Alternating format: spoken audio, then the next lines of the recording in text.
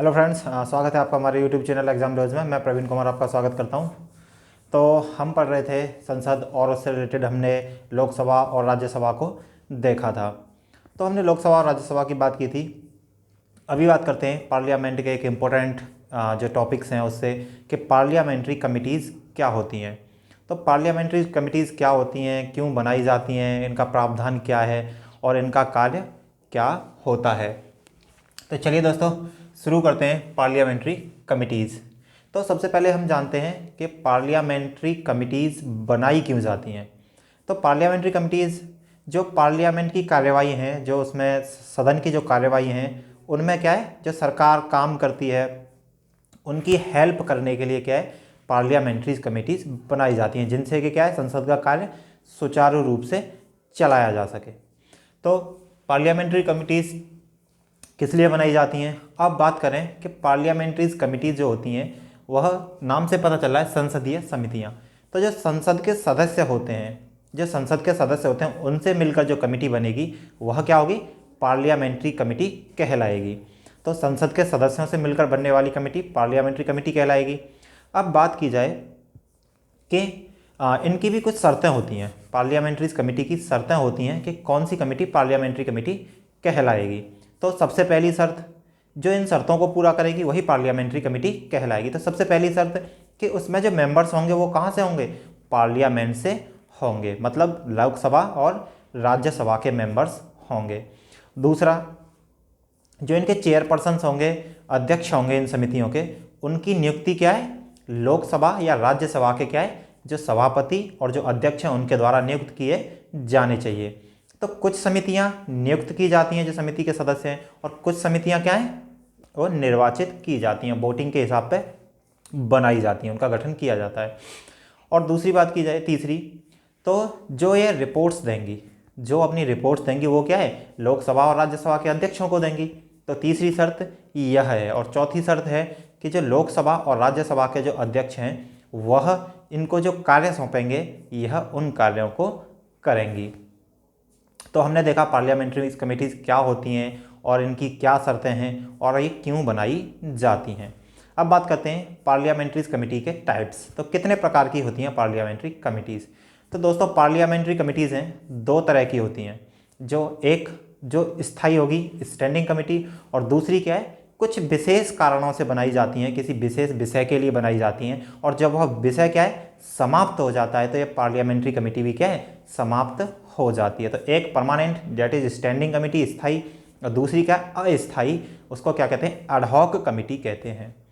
तो ये जो कमिटीज़ हैं, इनसे अलग अलग एग्जाम में बहुत सारे क्वेश्चन आज तक पूछे गए हैं। तो हम इनको पढ़ते पढ़ते याद भी कर लेंगे और आपका कोई भी प्रश्न नहीं छूटेगा। तो चलिए दोस्तों, शुरू करते हैं। तो हमने देखा दो तरह की पार्लियामेंट्री कमेटी जो होती हैं, एक स्टैंडिंग स्थायी, जो क्या है, पूर्णकालिक होती हैं, इनका जैसे कार्यकाल होता है, तो यह क्या, परमानेंट काम करती रहती हैं, यह परमानेंट काम करती रहती हैं। और दूसरी अस्थायी, जो क्या है, कुछ विशेष प्रयोजन के लिए बनाई गई, कार्य समाप्त हुआ और समिति भी क्या हो गई, समाप्त हो गई। तो स्टैंडिंग कमेटी और एडहॉक कमेटी। तो अगर स्टैंडिंग समितियों की बात की जाए, जो स्टैंडिंग कमेटी हैं वह 44 हैं। तो 44 स्टैंडिंग कमिटीज़ हैं। अब अस्थायी की तो हम बात नहीं करेंगे, क्योंकि अस्थायी कमेटी जो समितियां हैं उनसे ऑब्जेक्टिव एग्जाम में क्वेश्चंस नहीं पूछे गए, और पूछे भी गए तो ना के बराबर पूछे गए, क्योंकि इन समितियों का विशेष प्रयोजन होता है, वह कार्य पूरा हुआ और समिति समाप्त हो गई, जैसे आवर समितियां होती हैं। तो स्टैंडिंग कमिटीज़ में बात की जाए तो सबसे पहले शुरू करते हैं लोक लेखा समिति, पब्लिक अकाउंट कमेटी। तो अगर पब्लिक अकाउंट कमेटी की बात की जाए, लोक लेखा की, तो नाम से पता चल रहा है लोक लेखा, पब्लिक अकाउंट, जो सरकार का क्या है, पब्लिक अकाउंट है, लेखा जोखा है, उसकी जांच करती है कौन, लोक लेखा समिति, और क्या की रिपोर्ट की भी जांच करती है। तो अब बात करें इसके गठन की और इसके प्रावधानों की। तो अगर लोक लेखा समिति का प्रावधान जो है, जो 1999, माफ़ कीजिएगा 1919, तो जो लोक लेखा समिति है 1919 में क्या था, मॉन्टेग्यू चेम्सफोर्ड सुधार आया था। तो 1919 में जब मॉन्टेग्यू चेम्सफोर्ड सुधार आया था, उस समय क्या था, लोक लेखा समिति की बात की गई थी और यह 1921 में जाके इसका गठन हुआ, मतलब 2 साल बाद। 1919 में क्या था, इसका प्रावधान था मॉन्टेग्यू चेम्सफोर्ड जो सुधार थे उसमें, और 1920 में इसका गठन कर दिया गया। तो प्रावधान 1919 में, मॉन्टेग्यू चेम्सफोर्ड सुधार, और इसका जो गठन था जो इसका 1921 में इसका गठन कर दिया गया। अगर बात की जाए कि लोक लेखा समिति में कितने सदस्य होते हैं, तो लोक लेखा समिति में 22 सदस्य होते हैं, 22 सदस्य होते हैं, और 22 सदस्य भी क्या होते हैं, 15 लोकसभा से होते हैं और 7 होते हैं राज्यसभा से। तो 15 सदस्य लोकसभा से और 7 सदस्य राज्यसभा से होते हैं। जो इनका अध्यक्ष होता है, जो लोक लेखा समिति का जो अध्यक्ष होता है, क्योंकि इनकी शर्तें ही वह हैं समितियों की संसदीय की, कि इनके जो अध्यक्ष हैं वह भी क्या है, जो लोकसभा और राज्यसभा से ही क्या है, जो अध्यक्ष होते हैं उनके द्वारा चुने जाते हैं। तो लोक लेखा समिति, तो नाम से पता चल रहा है लोक, तो लोक लेखा समिति जो है इसका जो अध्यक्ष होता है वो लोकसभा के स्पीकर द्वारा चुना जाता है। तो इसका अध्यक्ष लोकसभा के स्पीकर द्वारा चुना जाएगा। अगर बात की जाए 1967 से, तो 1967 से पहले क्या था, जो इसका अध्यक्ष होता था, जो इसका लोक लेखा समिति का अध्यक्ष होता था, वह क्या था, किसी भी सरकार का नेता चुन लिया जाता था। लेकिन 1967 से क्या है, यह प्रावधान है, यह परंपरा है, संविधान में नहीं दिया गया है, लेकिन एक परंपरा बन गई है, एक ट्रेडिशन हो गया है कि 1967 के बाद से क्या है, इसका जो अध्यक्ष होता है लोक लेखा समिति का, वह क्या है, अपोजिशन का लीडर होता है, विपक्षी दल का नेता होता है। तो जब विपक्ष का नेता होगा, 1967 से यह प्रावधान हो गया है, अर्थात परंपरा है कि विपक्ष का नेता ही क्या चुना जाएगा, लोक लेखा समिति का अध्यक्ष चुना जाएगा। तो विपक्ष का नेता क्यों, क्योंकि जो लोक लेखा समिति है वह सरकार की लेखा जोखा का देखती है, जो सरकार का लेखा जोखा है उसका परीक्षण करती है। तो जब जांच जब सरकार के लेखा जोखा की करेगी और सरकार का ही व्यक्ति क्या है, जो प्रेजेंट में गवर्नमेंट है उसी का व्यक्ति क्या है, इसका अध्यक्ष हो, तो पारदर्शिता नहीं रहेगी, ट्रांसपेरेंसी नहीं रहेगी। तो इसलिए कि जो सरकार है उसमें ट्रांसपेरेंसी बनी रहे, इसलिए लोक लेखा समिति का जो अध्यक्ष जो है 1967 से क्या किया गया, विपक्ष का नेता निर्धारित किया गया। अगर बात की जाए तो वर्तमान में इसके जो अध्यक्ष हैं वो अधीर रंजन चौधरी हैं। वर्तमान में अधीर रंजन चौधरी इसके क्या हैं, अध्यक्ष हैं, जो कि इंडियन नेशनल कांग्रेस से हैं, अर्थात विपक्ष का नेता। इसके कार्य की बात करें तो ये कैग की रिपोर्ट, जो कंट्रोलर एंड ऑडिटर जनरल होता है, उसकी रिपोर्ट की जांच करती है, और जो भारत सरकार का लेखा जोखा है, व्यय है, आय है, उनकी क्या करती है, यह जांच करती है। तो यहाँ से एक क्वेश्चन कई एग्जामों में पूछा गया है कि जो लोक लेखा समिति है, लोक लेखा समिति का मित्र, मार्गदर्शक, आंख या सलाहकार किसको कहा जाता है। लोक लेखा समिति का मित्र, मार्गदर्शक, आंख या सलाहकार किसको कहा जाता है। तो जो CAG है, कंट्रोलर एंड ऑडिटर जनरल, जो CAG है उसको क्या कहा जाता है, इनका मित्र या आंख कहा जाता है। अगर बात की जाए कि जो एक प्राक्कलन समिति होती है, एस्टीमेट कमेटी होती है, तो एस्टीमेट कमेटी की जुड़वा बहन किसको कहा जाता है, एस्टीमेट कमेटी की जुड़वा बहन लोक लेखा समिति को ही कहा जाता है। तो ये दोनों क्वेश्चन इंपॉर्टेंट हैं। तो PAC का मित्र, मार्गदर्शक, सलाहकार या आंख कौन है, कैग होता है, और जो एस्टीमेट कमेटी होती है उसकी जुड़वा बहन लोक लेखा समिति को कहा जाता है। अब बात करते हैं दूसरी स्टैंडिंग कमेटी, प्राक्कलन समिति या फिर एस्टीमेट कमेटी।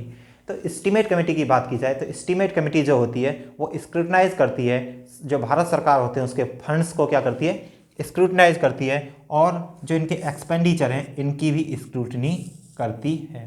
तो फंक्शनिंग ऑफ गवर्नमेंट के जो एक्सपेंडिचर हैं और जो यूटिलाइजेशन ऑफ फंड्स हैं इनकी स्क्रूटनी करती है कौन, एस्टीमेट कमेटी। तो यहाँ भी आप नाम से बहुत आसानी से याद रख सकते हैं, एस्टीमेट। तो एस्टीमेट कमेटी का क्या है, यूटिलाइजेशन फंड्स और एक्सपेंडिचर का क्या है, लेखा जोखा या स्क्रूटनी करती है कौन, प्राक्कलन समिति।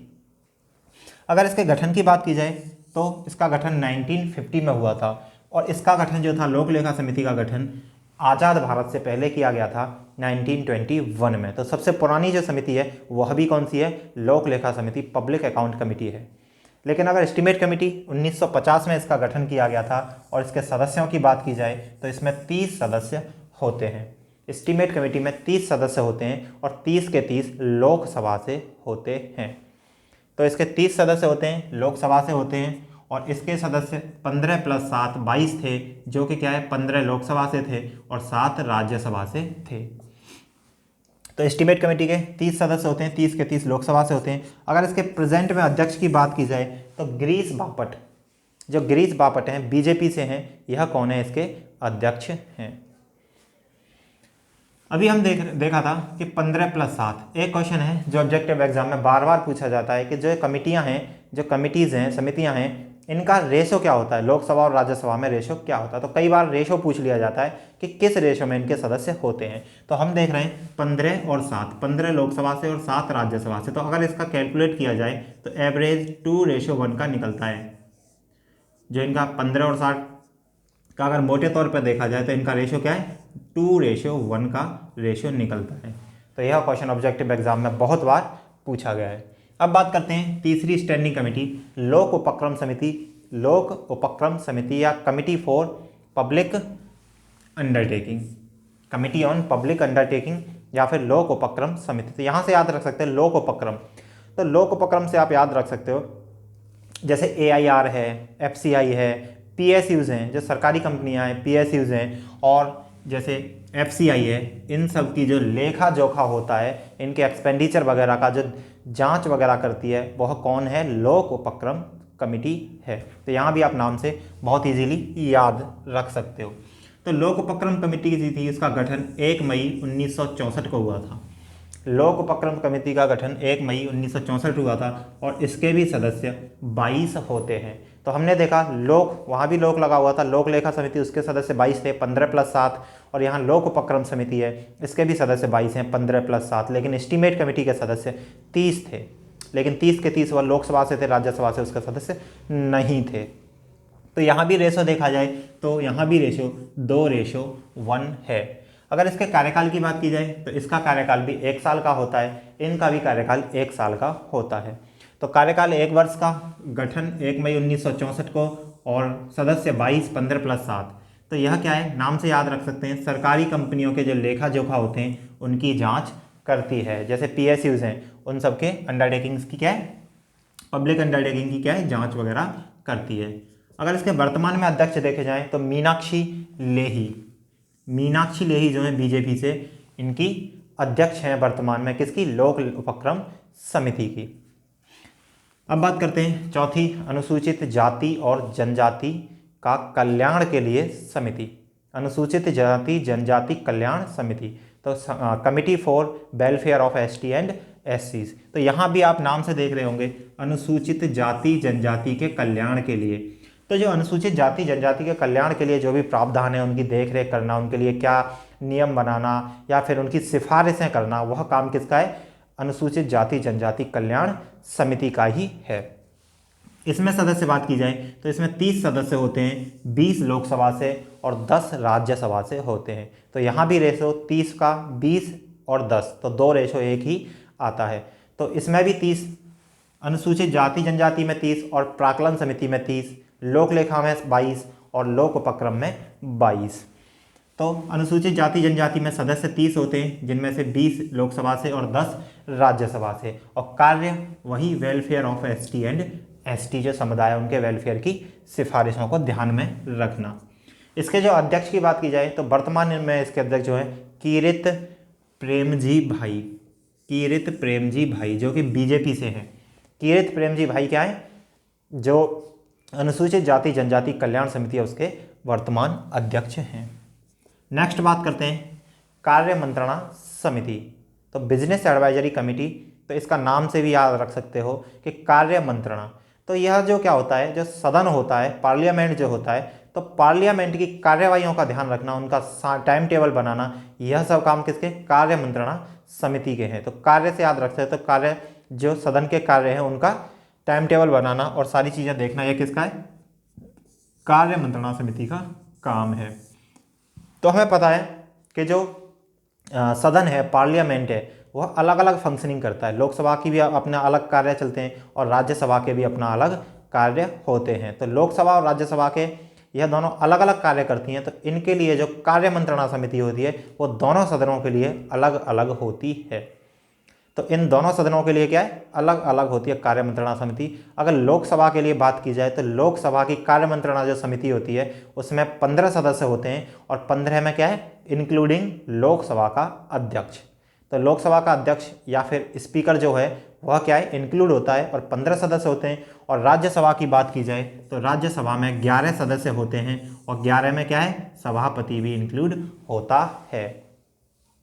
तो हमने देखा कार्यमंत्रणा समिति में इसका जो सदस्य हैं 15 लोकसभा के लिए including Lok Sabha speaker, and Rajya Sabha में 11 इंक्लूडिंग सभापति ऑफ राज्यसभा।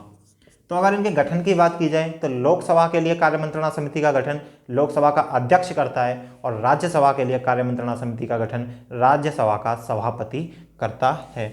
और इनके कार्य की बात की जाए तो जो दोनों सदन हैं, दोनों हाउस हैं, पार्लियामेंट की कार्यवाहियों का निर्धारण करना और साथ में क्या है, समय तालिका निर्माण करना, समय तालिका बनाना। तो उम्मीद करता हूँ आपको ये समझ में आया होगा। अगर हम देखें तो सबसे पहले लोक लेखा समिति में सदस्य 22, 15 + 7 रेशियो 2:1। उसके बाद एस्टीमेट कमेटी की बात करें तो एस्टीमेट कमेटी में 30 और 30 के 30 लोकसभा से होते हैं। उसके बाद बात की जाए लोक उपक्रम समिति का तो लोक उपक्रम समिति में 22, जिसमें 15 + 7। और अगर बात की जाए SC/ST के लिए वेलफेयर कमेटी, इसमें 30, 20 + 10 और रेशियो 2:1। अगर कार्यमंत्रणा समिति की बात की जाए तो लोकसभा में 15 और राज्यसभा में 11। तो उम्मीद करता हूँ आपको जो पार्लियामेंट्री कमिटीज़ हैं वह समझ में आई होंगी और पढ़ते पढ़ते ही याद हो गई होंगी। तो इनसे जितने भी ऑब्जेक्टिव क्वेश्चंस आएंगे आप बना पाएंगे। तो अगर आपको हमारा वीडियो अच्छा लगा हो तो लाइक करें, शेयर करें, सब्सक्राइब करें एंड थैंक यू।